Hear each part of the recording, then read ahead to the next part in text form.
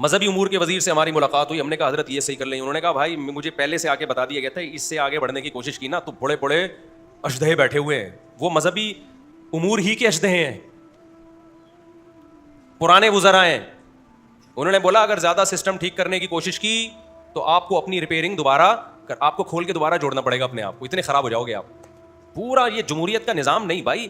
سعودی عرب میں اگر ایک گڑبڑ کہیں ہوتی ہے ذمہ دار کون ہے؟ بادشاہ. وہ کہتا ہے میرا کنٹری ہے. بادشاہ کتنا کھا لے گا یار, ایک آدمی کتنا کھا لے گا, بناتا بھی تو ہے نا. آپ کو جب پتا ہو نا یہ میرا گھر ہے, میں 5 سال کے لیے ہوں یہاں پہ, یہ میرا ہے, تو آپ کھاؤ گے بھی تو, لیکن اس گھر کو بناؤ گے بھی آپ. یہ جمہوری نظام نہیں چل سکتا بھائی. اگر آپ اس سے جان نہیں چھڑا سکتے تو کم از کم صدارتی نظام لے آؤ نا. کسی حد تک پاور ایک شخص کے پاس تو جائے, اس کو تو پکڑے آدمی. ابھی پھر وہی گیم جناب تشریف لے آئے ہیں. اب پھر نواز شریف, پھر مسلم لیگ, پھر پی ٹی آئی کا دوبارہ پھر دھرنے ہوں گے, پھر عمران خان کو دیکھیں گے ہم, پھر نواز شریف کو دیکھیں گے, پھر ہم زرداری کو دیکھیں گے. ہماری قسمت میں یہی رہ گیا میرے بھائی. ایک بندہ لے آؤ تمیز سے یار, اس کو بولو یہ سب تیرا ملک ہے, بس کتنا غلط کر لے گا, کچھ تو صحیح بھی کرے گا نا. بے شک وہ عامر ہو, ڈنڈے کے زور پہ آ جائے یار. تو جو آپ کا گندا سیٹ اپ چل رہا ہے نا, یہ باہر والوں نے مسلط کیا ہوا ہے آپ کے اوپر. سعودی عرب میں اگر جمہوریت ہوتی نا تو یہ حال ہم حج عمرہ بھی تمیز سے نہیں کر سکتے تھے. ہر وقت ڈر ہوتا کوئی بم نہ پھٹ جائے یہاں پہ.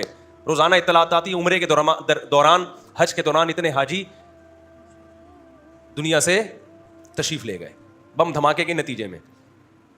تو یہ نظام صحیح نہیں ہے جو ہمارے کنٹری میں چل رہا ہے. اس میں یہی ہوتا رہے گا, اکھاڑ پچھاڑا, وہ آ گیا, پھر وہ آ گیا, پھر وہ آ گیا, پھر وہ آ گیا. اللہ ہی جانے نتیجہ کیا نکلے گا. لوگ کہتے ہیں فوج غلط ہے. مجھے نہیں پتا فوج صحیح ہے فوج غلط ہے, یہ باتیں تو یہاں بیٹھ کے میں کروں گا بھی نہیں.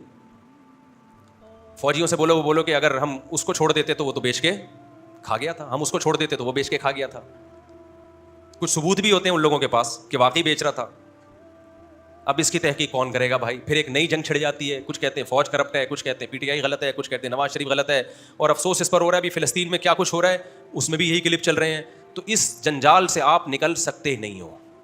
اس لیے پاکستان میں تو میں کہتا ہوں بھائی, گورنمنٹ پہ جو بھروسہ کر کے یہاں رہ رہا ہے نا, اس سے بڑا دنیا میں کوئی بے وقوف بولو نہیں ہے. آؤ, اور جو باہر نکل سکتا ہے نا, باہر اچھی جاب مل رہی ہے, وہیں باہر نہ بھاگو. بلا وجہ بھاگ گئے تو لوگ سمجھتے ہیں وہاں کو سونے کے نوالے مل رہے ہیں.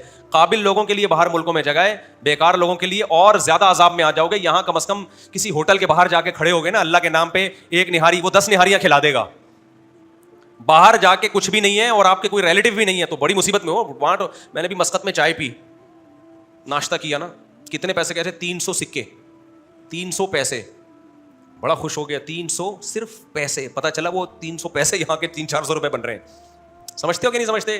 تو ایک چائے تمہیں پتہ چلے گا. تو وہاں کوئی ہے قابلیت, کوئی ہے صلاحیت تو پھر ضرور جاؤ, بلکہ فائدہ ہوگا. ڈالر بھیجو گے یہاں پہ تو ملک کو بھی فائدہ ہوگا. خیر, کہاں سے کام جلدی جلدی کلابازیاں کھا کے جاتے رہتے ہیں. جلدی سے بات کو سمیٹ کے ختم کروں میں.